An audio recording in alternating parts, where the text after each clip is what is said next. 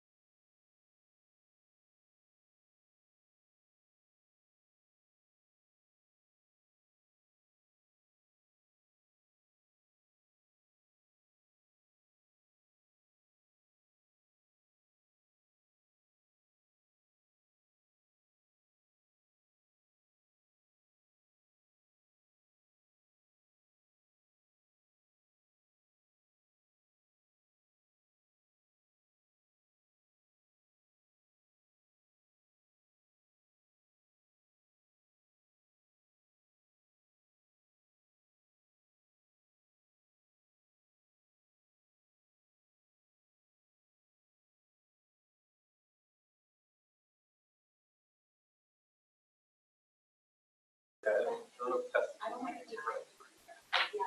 Yeah. I put it in the correlation. Shirt already.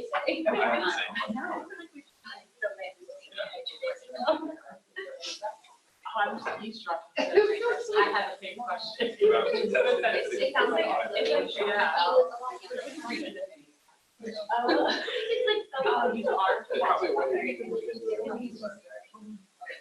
Yes. Articles. Yeah. Article.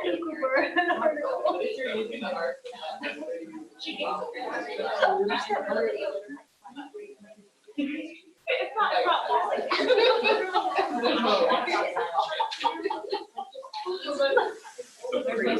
Nobody else. Nobody else. I just looked at the experiments depending on. I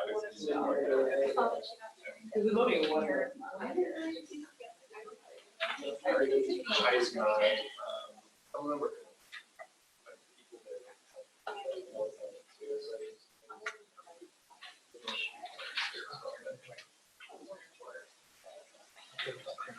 That's why I he's so kind. He hasn't hit me right before my. That would be fantastic. The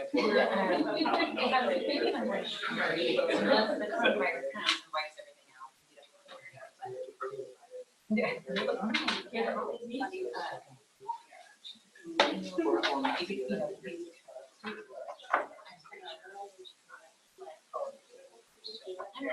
Right.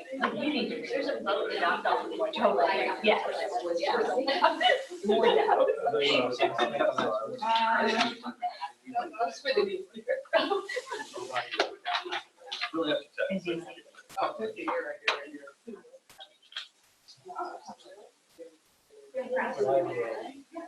Well, you know, between your relationship. Yeah.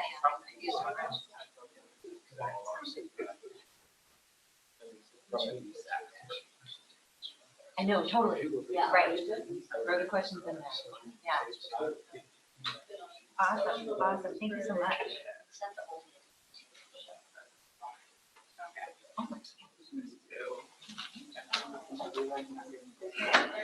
We're going to get started. We have Drs. Ramaswamy and Melissa Miller with us today. They were KL2 recipients who came off the award in 2014. They're going to talk a little bit about their transition from the K to independent funding. So for those of you who don't know, Dr. Ramaswamy or Dr. Miller, Dr. Ramaswamy is professor in the Department of Population Health. And she's looking into how race, class, and gender intersect and affect healthcare of the incarcerated population. So that's some of her work. And Dr. Miller is coming to us from Children's Mercy, and she focuses on emergency pediatric care and sexual and reproductive care for juveniles. So Dr. Miller is the co-director for research at Children's Mercy and associate professor of pediatrics at UMKC. You guys go ahead and take it away. So as you'll see, I've just joined UMKC. I won. It's been nice knowing you. That's a mistake, right? It's a mistake. It's a mistake. But a new thing. Yeah, but it's cool class. Okay, so tell me, how many of you are pre-docs versus post-docs? Raise your hand if you're a pre-doc. Okay, and the rest of you are post-docs. Okay, great. So I think at first, both of us were trained in Somewhat junior faculty. Somewhat junior. Not all of them. Sorry, junior faculty. So we were both junior faculty when we trained under 4 years. And I think when we were sort of thinking about this talk, we're thinking about other junior faculty. So the talk was for you, right? You were a junior faculty member. But then Stephanie, who works with me, saw me in the hallway. She was like, "I'm so excited to come." And I was like, "Oh my God, what do we say to the trainees?" So now we got some stuff for the trainees. Okay, so I just have 2 slides. My first is tips for training. Start slideshow. Start Up to the top. There you go.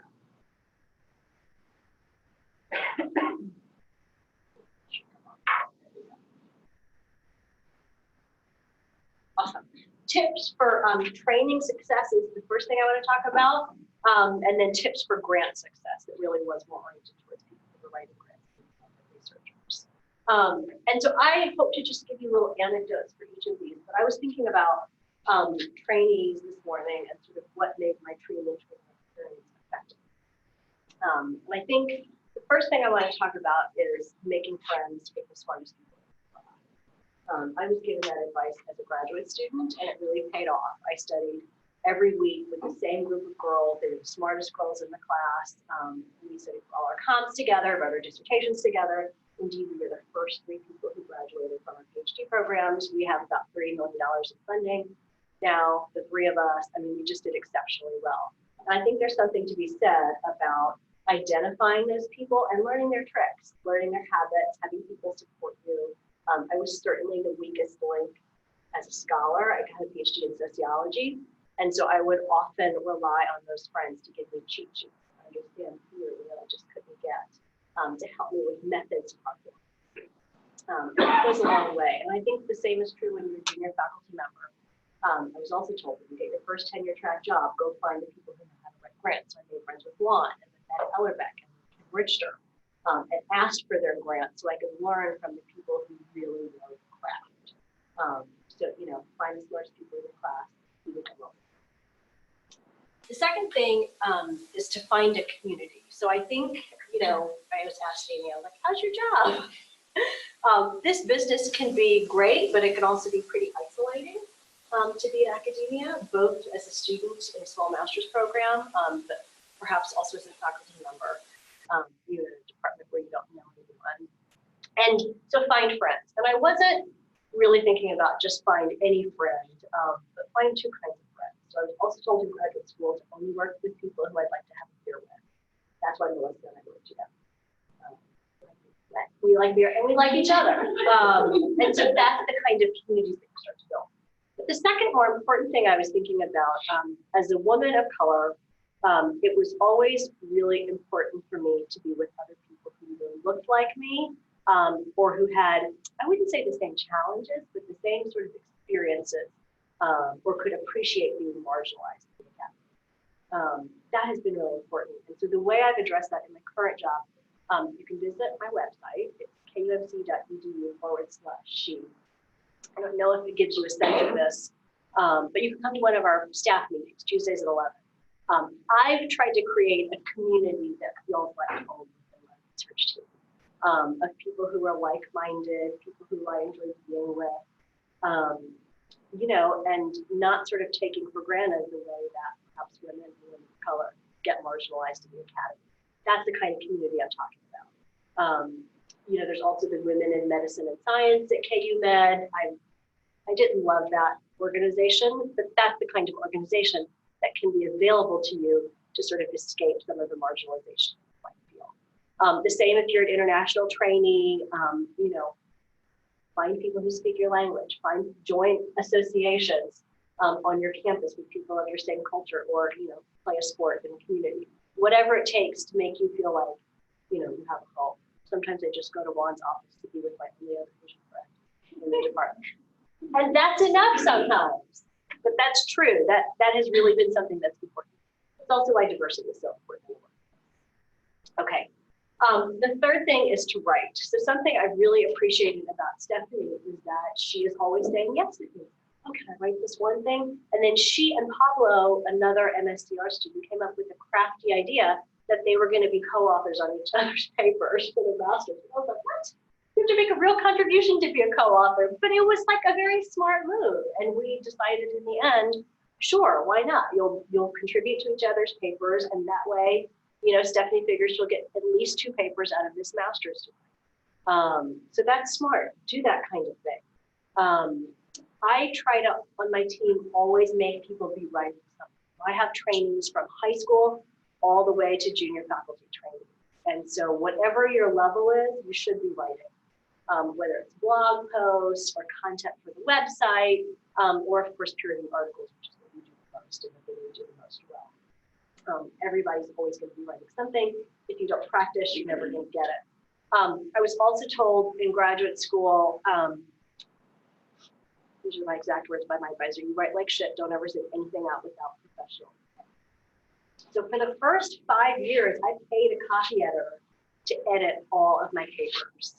And now she's a Hollywood screenwriter. I bet it's because it was all this sexual content in my work that propelled her career. But it also propelled my ability to write clearly and accessibly. So there's no shame, you know, if your writing is not great, to hire out the thing that you're not trained to do. That's a part of the writing process. And there are copy editors that exist, so find them. Use your networks, use Craigslist, ask the university.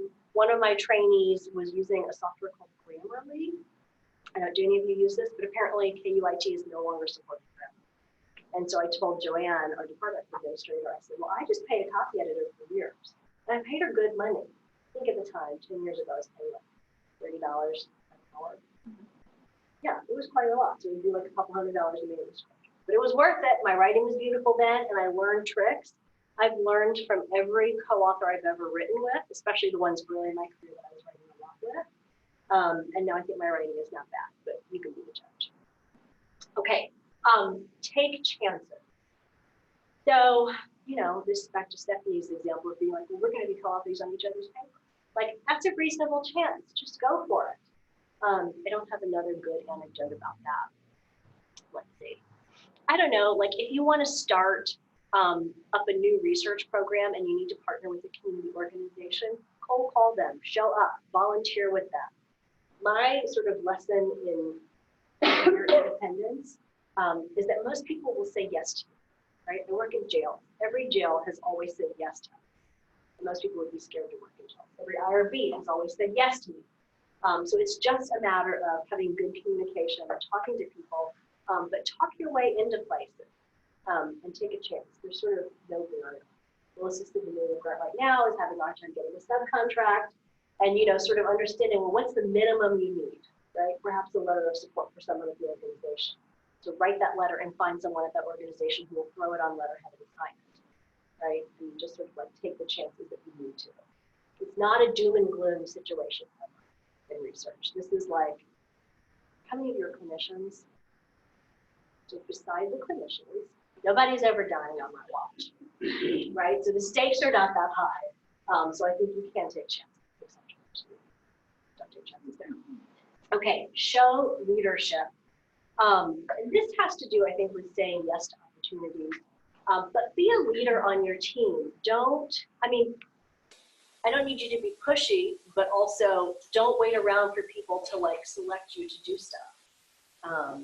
You know, show some initiative. If you want to do something new, just do it. It's a good example of showing leadership. I don't have one that comes to mind.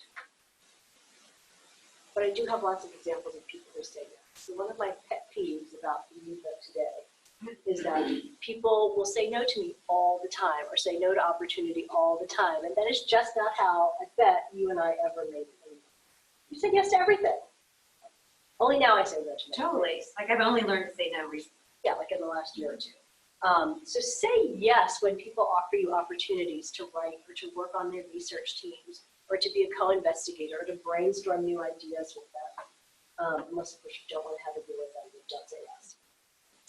But short of that, like I just think that the practice of being open to new opportunities is really helpful, especially at this stage of your career. Which relates to number 7, walk through open doors. So saying yes is about like seeing an opportunity, saying okay, right? And you just walk through that door that's already been open to you.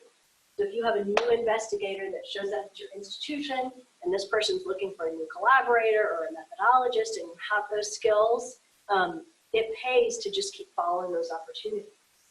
You never, I think like the career to being an independent researcher or a successful person is being, I think, flexible. And this is what I mean by walking through open doors. Not every goal you set for yourself is really going to happen. So if you, of course, set goals, but at the same time being open to sort of, saying yes perhaps to a move across country, or saying yes to a new collaboration, or saying yes to writing a paper with some stranger, or inviting a stranger to write a paper, an expert in the field. Walking through those open doors is going to pay off. Is this clear? I feel like half of my examples are good, the other half. Okay. Ask trusted mentors to open doors for you. So not everyone is going to have an open door or a silver spoon or any of the other things that make life easy. And so if you don't have those things at your disposal, ask for help, right? Like ask the Wands of the world and the Eds of the world to help introduce you. If you're not getting a lot of traction by going to conferences, and just meeting the experts in your field, see if you have someone senior who you trust. So these are, in the mentorship literature, these people are called sponsors, not mentors. Have you guys heard of sponsors? These are the people who are really going to go to that meeting. So this same mentor who told me I wrote like shit and never sent anything out, he was also on his cell phone constantly trying to get me a job. Texting all of his friends, trying to figure out what can we do to at least get Megan an interview here. And that's the kind of person you need to open doors for you if they're not already open. Does that make sense? You can ask for help if the paths just aren't like materializing. All right. Number 9, go far away. So I have not followed this advice, but I trained in New York, got a job in New York, but the dean didn't want to give it to me because he was like, you trained here, you should not stay here. You have to go away and have new experience. But all of my mentoring team, they fought for me to have that position, and I got it, and it was fun. Of course, I didn't take it. I came back to Juan. I did an MPH here. Juan was my teacher. So, I went away, but then came back. But I think to come to a new place where you haven't trained allows you to be fresh and make new friends and not have the baggage of a place and really find new opportunities. It helps to be fresh. So, I would say go far away, whether that's go far away in traveling or go far away from your training place, go far away from your family, even if it's for 3 months. I think it's worth taking that leap. And in terms of academia, if you can leave your institution for a time, I think there's a lot to be gained by working with new people. People don't take you for granted when you're brand new somewhere. Okay, that's my advice to the trainees. And of course, Melissa and I will answer questions at the end. Okay, tips for grad success. And this was oriented more towards junior faculty. I already talked about number 1, which is to make friends with the best grant writers in your institution. And they don't have to be in your discipline. Just go find those people. Melissa and I are those people. Juan is one of those people. Get their applications, study them, ask them for tips, ask them to review your applications. You really want to learn from the people who know your craft. Okay, be practical and grounded. So this is like the junior faculty version of saying yes to things. If there's an opportunity, there's so many smoking researchers in our department, right? And if there's an opportunity to do smoking work, probably should say yes, because there's so many people doing that work. That's just a good practical choice, right? But the sort of second side of that is to be grounded in your own work. I think one of the reasons I've been so successful at getting grants is each project builds from the next. So rarely am I trying to do some crazy new idea, occasionally, and 50% of the time those crazy new ideas pan out. Most of the time it's because I found this one thing, right? This very interesting finding. So for me it was, women were saying they were getting pap screening, cervical screenings in the emergency room, which is not possible, right? And not in the emergency room. And so that was like my one grain to build on a new study, which is, well, what are women understanding about pap tests, right? And then from that study, you say, okay, well, now I know that they have all of these wackadoodle beliefs and all of these challenges. How am I going to address that in the intervention? Then you have the intervention and you say, oh, well, these components worked. It looks like a lot of women are on Facebook, so then you have this online version of the intervention. That's the groundedness that's been important in my research career, that one project builds from the next. Reviewers really like a logical clear story. Okay, be socially aware. Oh, I couldn't remember what that was about. So when I got here, I always said my beat was sex, drugs, and violence, but I was aware that I was at a place that had a pretty good cancer center. And so I very early on was like hip to that and thought, how can my interest in sexual health be translated to all of the money that's available? So I've become a very successful cervical cancer researcher. I do HPV vaccine work. I've gotten NCI to fund unintended pregnancy work, STD prevention work. So you can do the stuff you want to do, if you're sort of aware of how to tap into the resources. Okay, number 4, always have at least 2 streams of research going. So earlier in your career, there may be a thing you're really passionate about. My thing is birth control, which is what I always say to friends. But it never really panned out for me. I never really got good funding. Although my KL2 was about birth control, interestingly. But it never took off until recently. The cancer stuff, the part that took off. But I kept pursuing both of those. I decided, okay, as a researcher, I'm going to pursue the cancer prevention stuff, but in my personal life, in my community life, in my political life, I'm going to pursue the birth control stuff. And I did. And now finally, 10 years later, I'm getting federal funding to do birth control research. But you just kind of hold on to it, you keep writing about it. And I think the lesson there is you kind of don't know what's going to pay off. I have a junior faculty trainee in Wichita, Charlotte.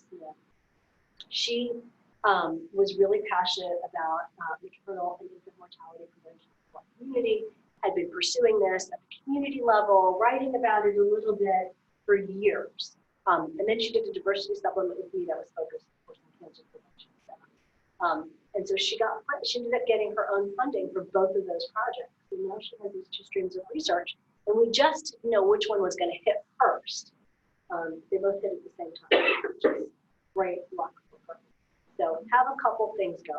Maybe one passion project and one practical project. Would you guys, advance the slides for the Zoom audience, please?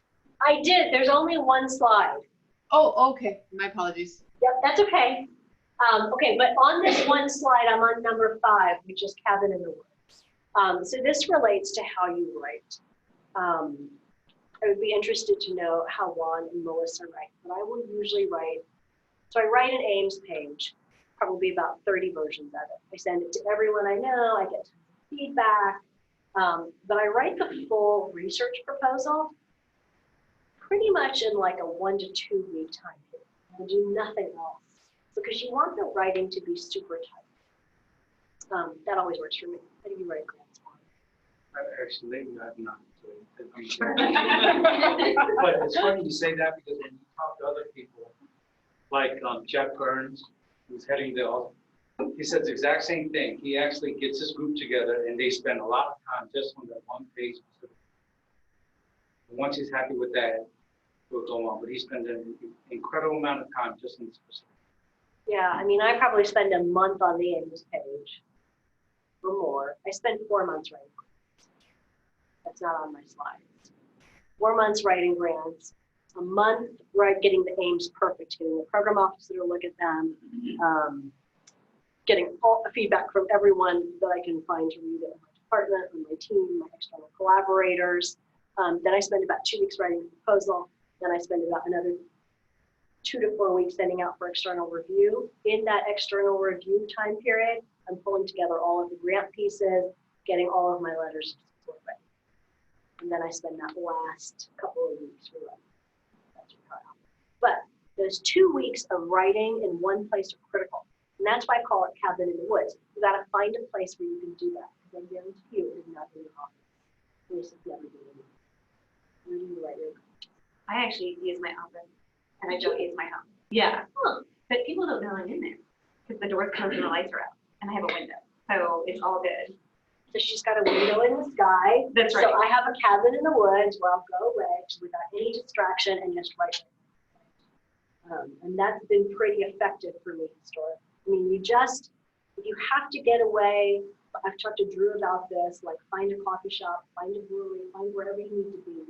so that you don't have the distractions of everyday life. And try to write something tight. Writing across long periods of time always makes my writing super fragmented. And the key to a good grant proposal is readability. Like, does it make sense? Does it hang together? So find your cabin in the woods, whatever that looks like. Number 6 is find a senior collaborator. So you'll see I have the words collaborator and researcher. So by collaborator, I mean someone who's actually going to help you. Someone who is like in the trenches. My person was Pat Kelly. She's retired now. She was always in the trenches with me. She would call me all the time and troubleshoot problems. Still to this day, she rewrites all of my trainings papers. This is a person who will actually help you. And you need your seniority because they know what they're doing. Unlike where I was when I first joined as a junior fellow. I mean, it was all new.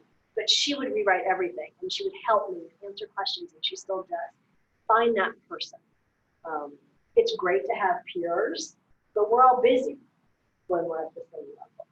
So find someone who's senior, who maybe does not have a lot of pressure to do things, can just help you and be selfless. Someone who you'll probably grow to love and like, be friends with the rest of your career. But a senior researcher is also helpful. So I had a mentee today said, I don't want to encroach on your time and your space. And I was like, of course, you need someone with a name in the field. And now I'm a senior researcher. I always had them. Beginning of my career, it was Kim Engelman. Then it became Kevin Alt. So these were all people who had long NIH track records in cancer research. You just need a name. I think you probably have 2 of them. I take all the names. Yeah. Actually, I do. Yeah, sometimes it might be one person. Yeah, and that's fine. And for me, this person has never really given a lot of tangible help, but they have been gracious enough to send me a bio sketch every time I do a grant application. And that's all you need. So find that person and continue to use them. And as grant application changes, find that person again. The other trick is to include them on as co-authors on your papers, so that you can demonstrate you have a track record with people. And actually, I met someone like that. I somehow identified her. I don't remember but I totally called her at a conference, national conference. And I went up to her, or I emailed her and asked her if she would meet with me. And she had just gotten a K-24 mentoring award from the NICHD. And I was just putting in my application to the NICHD. So actually, it helps her to have more mentees, and it helps me to have her coming from the same institution. So anyway, the timing was really good, and now she doesn't contribute a lot, but she's always there. And again, but that goes back to some of Megan's points about just taking a chance. Yes, people say yes all the time. You'd be surprised. Well, and she needed, in a way, she needed me too, right? She needs to fill up her K-24 portfolio with people like me, but she doesn't know me unless I call her up. Anyway, so don't be afraid. Yeah, and I think it's also completely realistic for you not to expect these people to give you their time. They're just going to give you your name. And that's fine. You need that. So 8, learn the nuts and bolts of your funder. So I asked, again, I leaned heavily on Juan and Cambridge Stern, to learn everything I could about how to write NIH grants, how do you interact with your program officer. I'm sure Juan told me to watch the CSR videos online. So these are the review panels. They produce videos about what study section looks like. Carefully watch those. On my first, it was my KL2 application. I submitted that as an R21 a couple of times for the KL2. Juan said to look and see who's on the study section. This is the kind of nitty-gritty information that you wouldn't know unless you talked to people who knew what they were doing, right? And also, alternatively, maybe just given me some feedback recently, not to say something horrible about somebody's work, because they might be on your study section. Or their wife might be on your study section. Right, and I was like, oh, we can read that, sure. Yeah, but I feel like some of that is you get down a rabbit hole to try to really figure out who might be on your, some of it, you're like, that's just, 8 hours later, I'm like, I still don't know where my application's going. But in general, that's good advice not to offend anybody. Here are the gems in terms of learning the nuts and bolts of your funding agency. So the rules are constantly changing at NIH, and by the way, NIH is the only thing I've had no luck. Get recent applications so you know what all the pieces are, right? Don't get old applications because they're constantly changing. And study all of those pieces, get examples of those. The most important thing I tell everyone is get feedback on your aims from the program officer. The NCI program officers are phenomenal. That has not been true for me across institutes. So if you don't find your program officer is helpful, you don't, it's fine. But you still gotta be nice to people. To Melissa's point, or I guess to my critique. To your own point. Be nice in your review, be nice in your application. The world seems very small, right? Everybody kind of knows each other, they know this one. So be nice to everyone. Because you don't know who your reviewer is gonna be, but when it comes to the program officer, this person's gonna be your advocate. They're the only reason you're gonna get funded, because they're hustling for you to get money. Some of them are.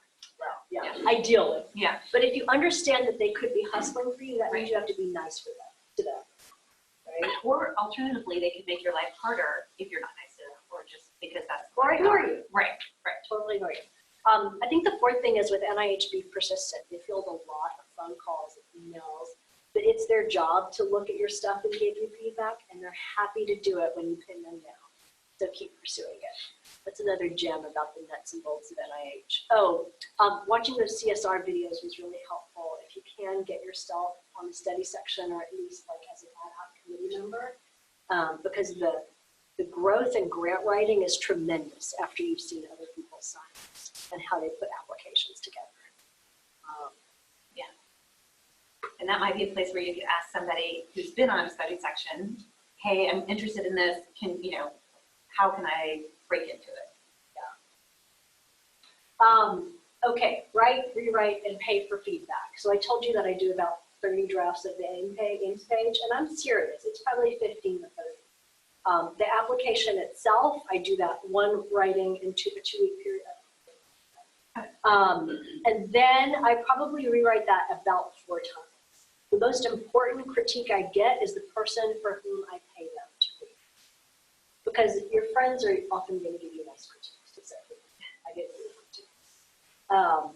But you want friends who are going to give you good critiques. And if you're paying someone to review it, they will give you mean critiques. You want someone who's going to redline your whole application. And I find the best way to get that is to pay someone for it. So I pay, again, ask your colleagues, how much do you pay for this? How do you negotiate it? I pay $500. And I say, dear so-and-so, I'm writing this application. I wonder if you're going to review it. I'll pay $500. 50% of the time, people won't take the money. So you can expect that and be grateful for it. The other 50% of the time, it is.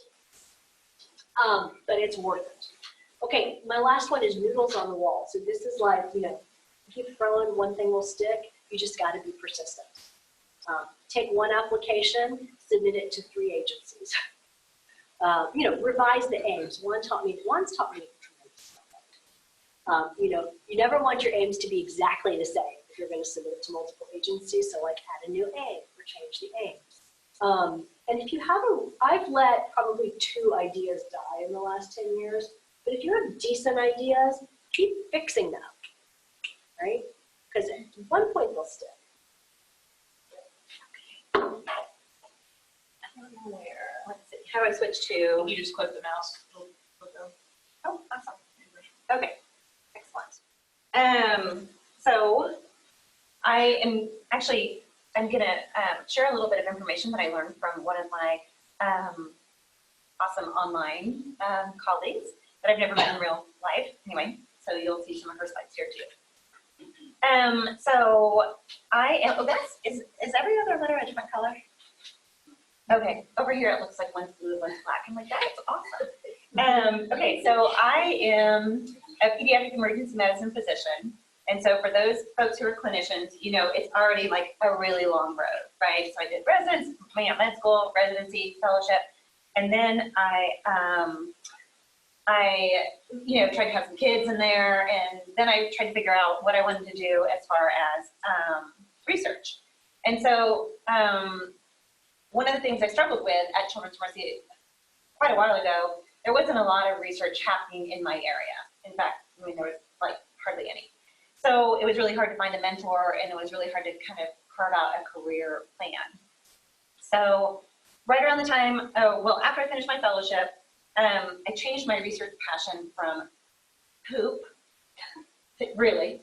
I was interested in constipation, which that was god awful. But anyway, I moved on to sexual health. So, but I actually, they're related. But I tell you, I talk about my poop research all the time at work because constipation is so common. So anyway, I'm always like, well, I did a study. And so anyway, but then I moved on. So, but between, 2006 and 2011, before the CTSA became a thing, I was really struggling, to really find a direction. And then so luckily, around that time, they had the KL2 program. We were in the inaugural class, and I just learned a lot during that process. But, and I should say, at the end of the KL2, I still didn't really know where I was going. I struggled with, should I go for a K23? Do I have enough training, and am I ready for an R21? So I just started meeting with people, lots of people, and asking them, showing them what I had done, where I'm at, asking them for their 2 cents about what my next step should be. I didn't really have a primary mentor for a career development award. So that was another piece that was kind of a challenge for me. But eventually I had been hounding Kathy Goggin to be my primary mentor, and I totally did not know her. And she said no. So I was like, okay. And so then a little bit later, I'm like, hey, So, and then as it turns out, she actually left UMKC or wherever she was. She's still technically UMKC, but anyway, she came to Children's Mercy officially. And that's when I started bugging her again. And, she was really busy when she came, and she didn't have time for me. And so then finally she said, sure, I'll be your primary mentor. So that's just kind of like showing you guys that, like, it doesn't happen overnight. You can be told no, and later on they might change their mind. And I have learned now, I know that people will maybe give you some tasks to do, keep you busy, then you come back, and then they're like, oh yay, and they might give you a treat like being a primary mentor or something. So anyway, just stick with it. So another couple of things that were important to me to transition were getting external review, which Mega already talked about. How did I find somebody for that? Well, I asked my primary mentor, who do you know that might do this for me? And then I enlisted support. Importantly, in my division, which is a pretty big division of Children's Mercy, nobody had ever submitted an NIH grant, period, for anything. So nobody had any idea how much work that is. So when I started working on it, I was like, oh my God, this is a lot of work. How am I supposed to see all these patients and do all this other stuff? And so I had to sit down with my boss, and I had to enlist some other people that had pull with my boss to say, hey, this is a really big thing. Let's support Melissa on this. Let's give her some dedicated time to really crank it out, because if you stay up till 2 or 3 in the morning seeing patients, it's really hard to write the next day kind of at all. So anyway, don't be afraid to ask for support from your boss, especially if they don't have any idea what you're actually doing. So I wanted to let people know who maybe haven't submitted a grant before, how long it takes. Because I'm emergency medicine, and this is incredibly painful. So I submitted my grant in June of 2014, and some people get theirs funded on the first time. It's a very small number. I didn't. I resubmitted in 2015, and then in June, I got my score back of 10, which is the best score you can get. And I was like, maybe it'll get funded. Still not feeling confident. I'm like, maybe this will get funded. So then a whole year goes by, and my notice of award comes. So it's just really painful. True? Sure. Yeah. It takes a long time. This is not for people who need instant gratification. Get a motorcycle if you need instant Right. Or yeah. Work in the ER a couple nights, get that, and then so actually my K is just ending at the end of April. So I had 4 years. I had 2 years on the KL2 and 4 years on the K23. which is the max time you can take. And I was like, yes, I will take all of that. And so I have had some luck with some R21s, as you guys can see. I'm just putting the dates on there so you guys can see. Again, it's just really, it takes a long time. And so in fact, because it takes so long, I actually have 2 industry grants, which I kind of wasn't sure about. But some of the things I like about working with pharmaceutical companies is that they have lots of money. They're fast. It's not like a 2-year process. And it's been a good experience so far. Like I was a little bit kind of like, thought maybe it would be dodgy or they might try to make me do things I didn't want to do. But anyway, I don't have that on here, but that's also another avenue that has been good for me. So this is going to be similar to a lot of things that Mega had on hers. I will say that one of the things that's important for me is, again, I was the first person really to submit anything of this size in my division. And it's been really great. Now I have a colleague who has also submitted to K23.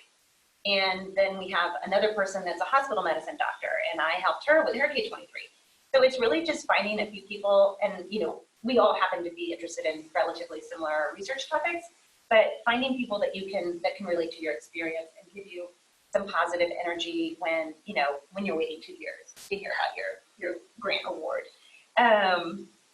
And then also on that note about how long everything takes, sometimes for me it helps to have a daily purpose. So, instead of checking just to see where my grant is every 5 minutes, I might try to go do something else that can give me some kind of sense of accomplishment for the day, which could be like crossing something off your list, like writing a small section on the grant.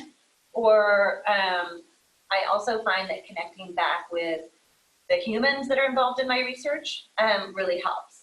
So we enroll adolescents, and interacting with adolescents and reading their survey results or doing interviews with them and hearing about how much they liked our intervention really helps me on days when something doesn't go well. So finding those things that bring you joy on the long marathon road, I think is really helpful.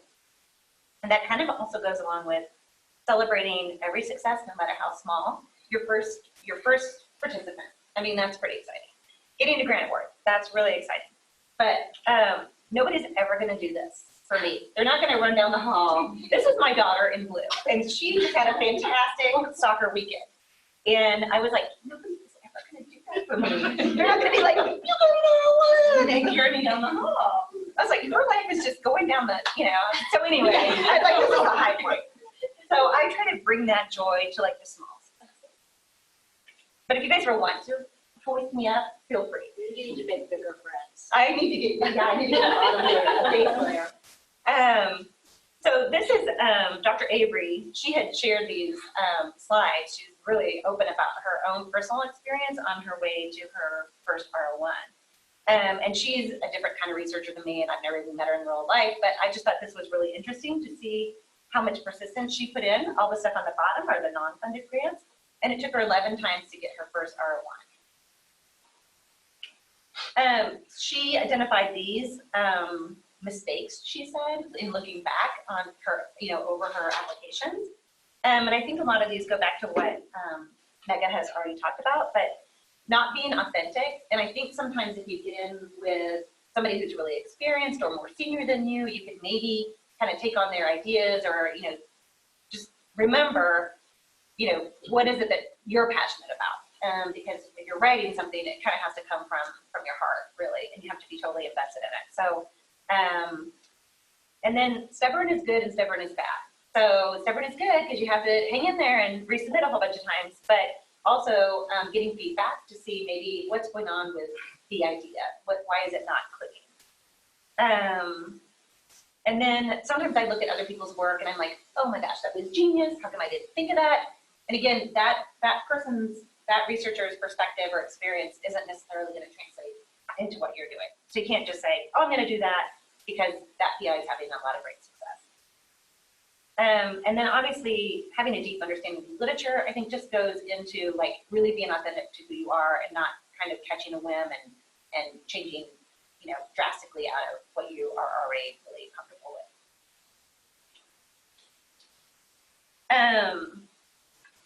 I think developing a personal brand so that you can kind of build from. So I have worked really with adolescents and sexual health, and then I focused on contraception, and because sexual health is kind of a more broad topic. Focus more on contraception, and then now bringing some of those same principles out into the community to work with women with substance use disorders. So again, there's a similar line of work for your brand, and then you have to have some kind of preliminary data, but that can be actually pretty easy to get. It doesn't have to be such a huge thing. It can be small numbers of people, surveys or interviews. Think about what makes you unique. Focus on your unique skills. If you have a skill set that you want to develop, really push that to the forefront. Embrace criticism, in private, and then practice writing. Can't say that enough times. And then, do you guys know who Mark Wahlberg is? Yeah. This is my favorite part of your slide. I know. So it says, research is a game, sell ideas, get money, and publish like the best. I play to win, but like the best, I do it to make a difference. If your heart's not in it, step aside because I won't lose. I can't win. So sometimes it does seem like a game, and a lot of it, it's called grantsmanship, but some of it is kind of like a game. But in the end, I think, to me, if your ultimate goal is to improve lives and keeping the patient at the center of everything, then I'm fine totally with playing a little bit of a game. That's it. Oh, we got this closing slide. And I think we're open for questions. Well, so can you talk a little bit about kind of how you kept kind of one eye on research as you went as an MD, as you went through training, residency, fellowship? How did you balance that? How did you look for opportunities? Well, it was hard because, especially in emergency medicine, I have certain skills I have to maintain. I can't just not go to work. I have to really keep up on things. And so it's really hard to find a balance for everything. But if you can surround yourself with inquisitive people who share some of those passions for research, and I've always just sought them out. Really, honestly, if I didn't have a few key mentors which weren't like down, I just would have probably given up. So, and it's okay, because I think sometimes your productivity and whatever you're doing is gonna go up and down based on kind of where you are in life and some other things that might be going on. So it's okay to kind of have swings too. Give yourself some grace if for a couple of years you had babies and you didn't produce as much as you thought you would or whatever. But just keep coming back to it, and people will help you.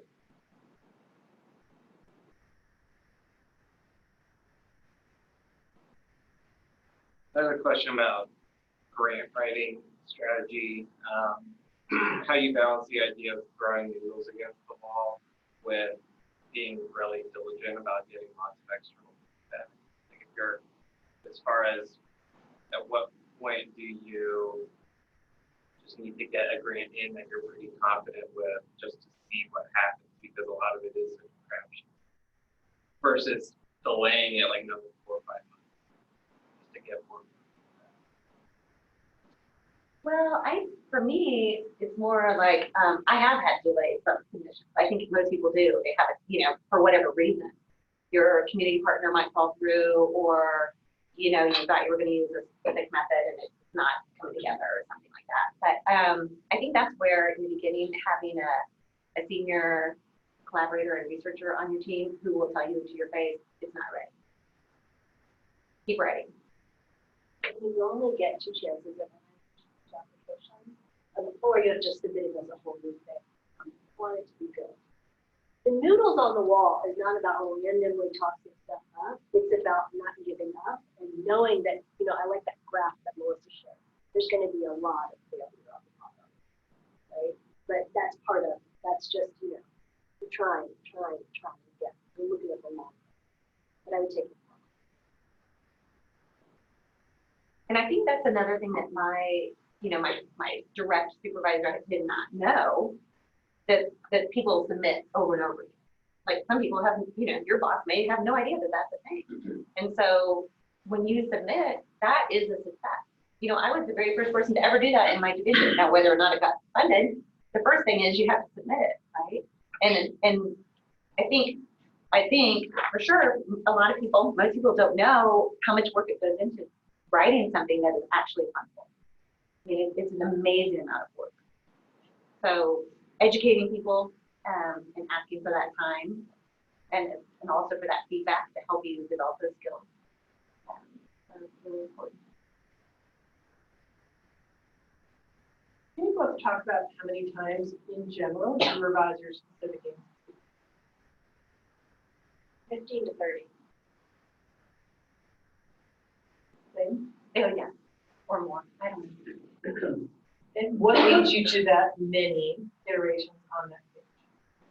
Well, I was taught probably by Juan and Ed again that it's the page that everyone pays attention to at review, and so it's got to be right. As a reviewer now, that's partially true. I do pay attention to other parts of the application.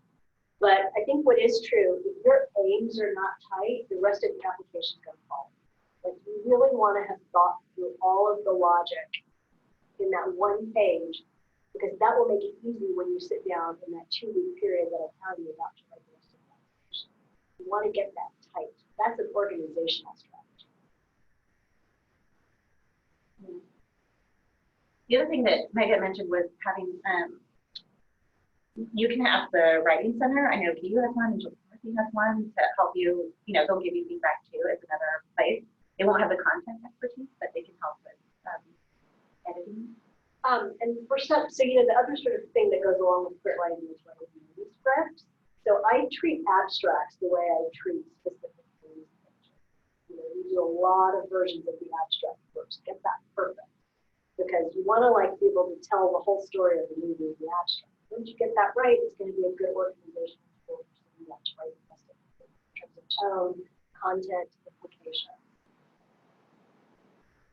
And by the way, even though I send out I used to send all my manuscripts out for copy editing, I never sent my grants out because every word is special communication, and it cannot be messed with by other people. How do you go about deciding on the right mechanism for the project you have in mind? What is that process like?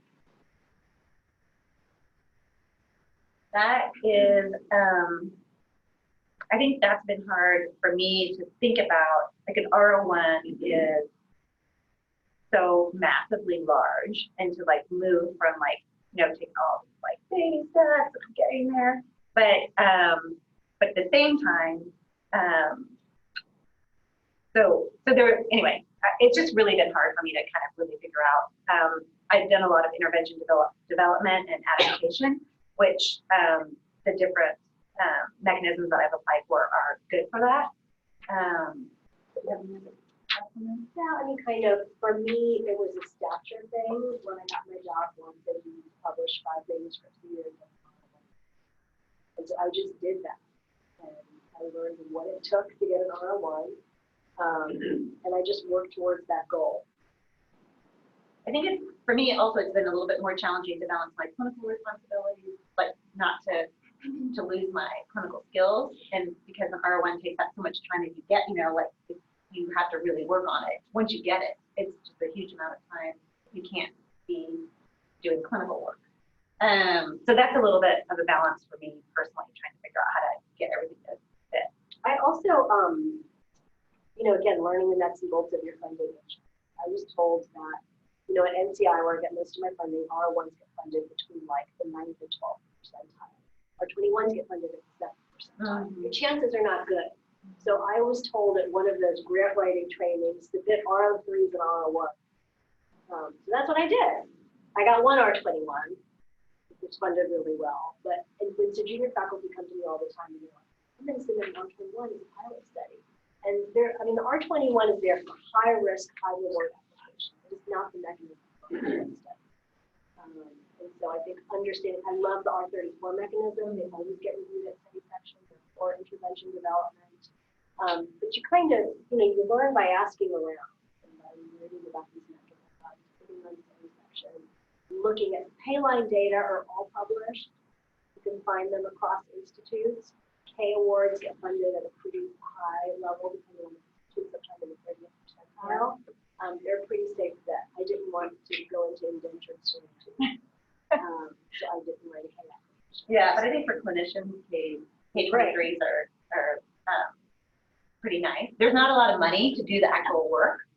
They'll cover your salary, well, they'll cover part of your salary, but your institution likes you to get them, and it kind of just shows a stepwise progression. That's kind of the idea about one of the benefits of having that. The other thing is you can go to NIH Reporter and you can see what other people are doing, what mechanisms are they using. You can ask to see other people's work, and they'll be submitting different things, and you'll say, oh, I never considered that mechanism. Or so it's really just always looking for your peers or your friends, stuff, people you meet online, asking them for, in this one group I'm at, and people share their games with each other or their successful applications with each other just because it's hard and they're willing to do it.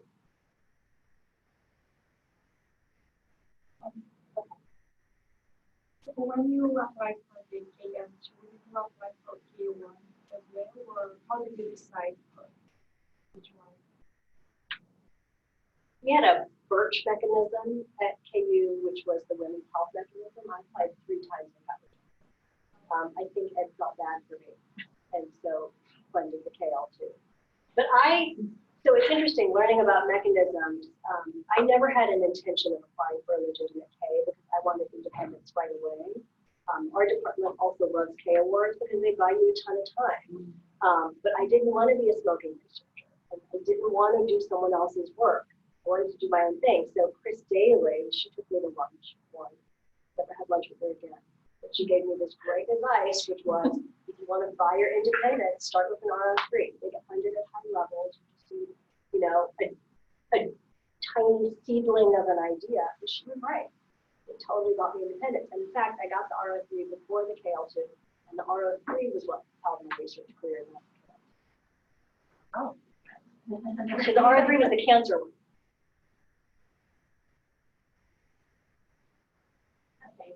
For changing gears, but what advice do you have for maintaining productivity, focus, success during that period of your life when you're having babies, you're a new young parent, but you're also trying to make it in academia?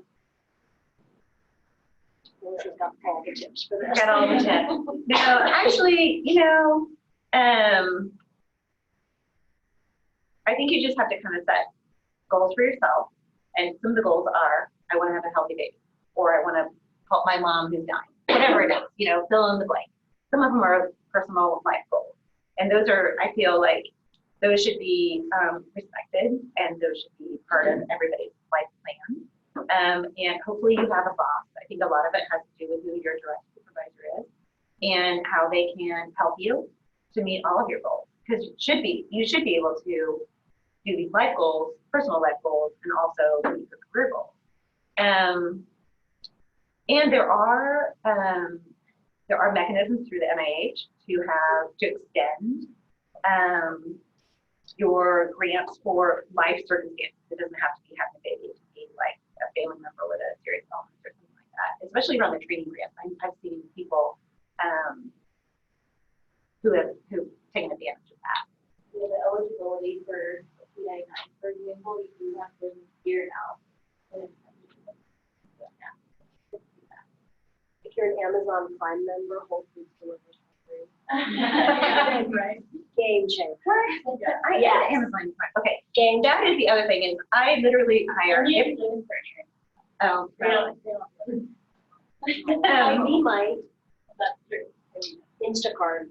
If there is a service, I have used it. So also, I have no shame in hiring out every single thing, including people who cook, because I don't like it and I don't have time for that. My girlfriend Catherine Satterwhite, she's very smart. She refuses to cook for family. She buys trays of veggies for high food, and then cereal or a baked potato or whatever the kids or husband can grab. Yeah. And her husband. It's not my job to feed everybody. Exactly. So, but I do think, I don't know who I've met some people whose bosses, when they talk to me about their direct, supervisor, I mean, my mouth falls open with some of the things that women in particular face. So enlisting other people, if you are having some challenges with and I don't have any idea who your direct supervisor is, I mean in general, if you're having challenges around gender specific issues or things that you think, I mean, I would enlist some help. No, my boss is sitting in the corner. I think women in our department have fared very well because we give us tremendous amount of flexibility. And when I've thought about moving or going somewhere more competitive, my parents have all been more kind of said, you've got a really good thing going. Don't forget about how good that has been to you and how easy your life has been. So if you find a good culture that gives you the flexibility, don't take that for granted.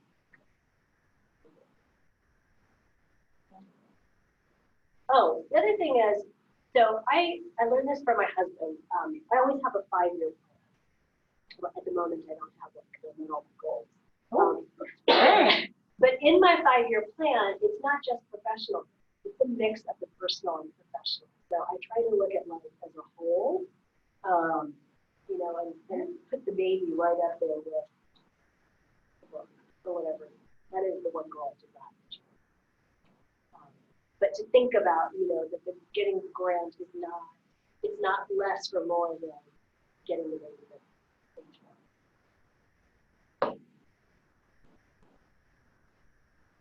A little bit about how leadership writing has been for you all. I think it's really easy to think about those when you think about grants and prioritizing that, and sometimes leadership writing can involve on. And I'm wondering how you keep that at the forefront, like whether it's scheduling time for it. I think you have to schedule time for it. And sometimes, when you see the results in the beginning, you're kind of excited and everything, and then you have to start doing the work of writing it, and then one thing wasn't really clear, and you're like, oh my gosh, how am I going to explain that? You just like back burner. So but I right now, as you start submitting more grants, and then you're trying to describe your contribution to science, just have to meet. I'm trying to expand now to this new population in the community. And some of my work from that is in different stages, right? Like maybe with an abstract at a conference, or maybe it's under review, but I haven't really, so I'm seeing firsthand, what didn't I, it kind of comes back to bite you if you don't, for lots of different reasons, but right there, I'm trying to be able to cite myself, or show that we've established this work, whatever. So I think you just have to prioritize it, get the grant submitted, and then you have a day off or 2 days off, whatever, enjoy yourself. And then get back to that, it is sometimes, it's not fun sometimes. You're not going to get grants if you don't write. I write in seasons. I have a season for grant writing and a season for writing. It's just whatever I feel like. Right now I'm in a season of just thinking about my next 5-year goal. But I think the next season for me is going to be grant. So, really devote time to it. That also helps to know what your metric is for success. Right? If you're on the tenure track, talk to someone who sits on the PhD committee level. That's your minimum. Understanding again the nuts and bolts of your agency. You're never going to get an R1 that reduced 10 to 50%. So that's a metric, and just shoot for that.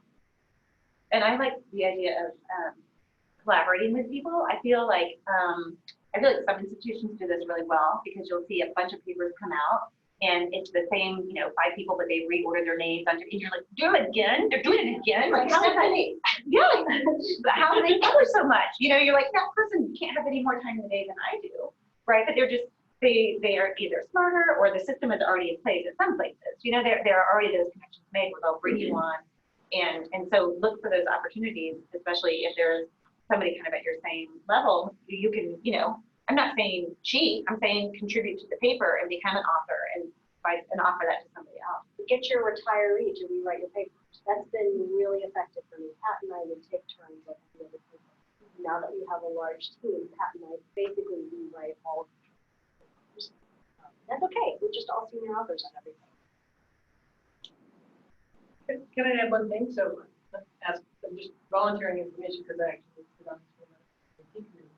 But one thing that I advise everybody to be doing is, as you hear these stories, each of you individually, is to be, because I'm a moron for remembering what I did like yesterday, be sure you're like journaling and tracking all of this. So whether it's your team science expansion, your specific role on particular projects, particularly as junior faculty, you came in to evaluate a statistical method, or you contributed a connection to another population, right? The P&T committee is trying to learn how to better appreciate team science throughout the trajectory of careers. And so for those of you who are on those tracks, it's important you'll have space in your application to tell that story, and it's really rare. So it's a great way for you to say, this is where I started, here's my role now. Grow through your rank and promotion. Be sure to say and own that space. So this is what I contributed, this is what I uniquely bring, because they don't understand. And so, short of just counting how many first author positions you have on the paper, better understanding your unique contribution on your teams with your mentors and others is really important. I kind of wish I knew that before. I'm just saying, it's over for me, but for you, it's a great thing to be thinking about now.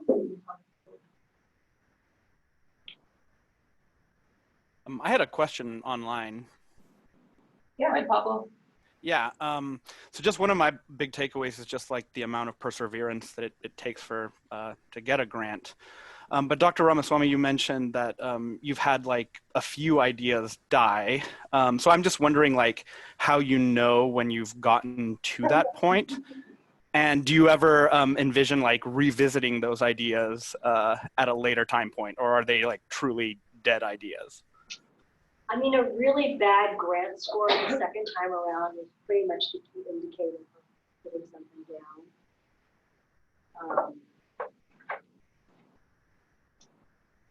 The ones that usually die are the one-off ideas, you know, that were not grounded in previous research. That's really been the lesson.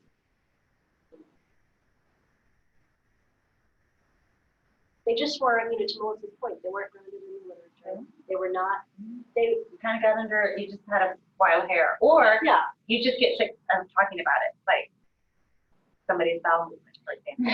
Maybe you just don't want to talk about that anymore. And you're trying to find a new topic.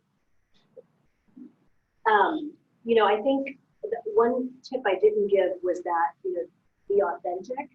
Like only you have your voice. So whenever I've tried to write for someone else's voice, I've failed. But when a reviewer has suggested that I completely rewrite an application that's not what I truly believe, then I failed. Yeah, I feel like after you spend enough time with your population, with the literature, with people doing the work, you really become, I mean, you are an expert. And when if somebody will throw an idea at you, or you can really start to identify, that just doesn't gel with the other things I know about the science and the people and everybody involved in this work right now. And so I feel like, you know, I mean, I've spent a long time working in the emergency department, and when people come up with ideas, I'm like, I don't see that. You know, like you just really, so trust that instinct. It's something, you know, just after you become so engrossed, you'll know.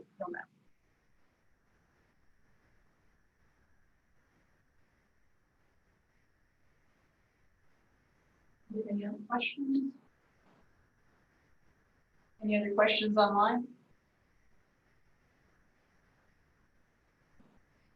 Well, thank you, Dr. Ramaswamy and Dr. Miller. This was great.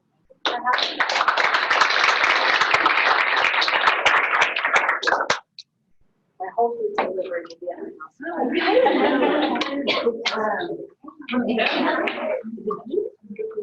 You have not signed in, please sign in for me. Appreciate it. And have on your own. Gosh. Maybe you want to let us know. No, well, they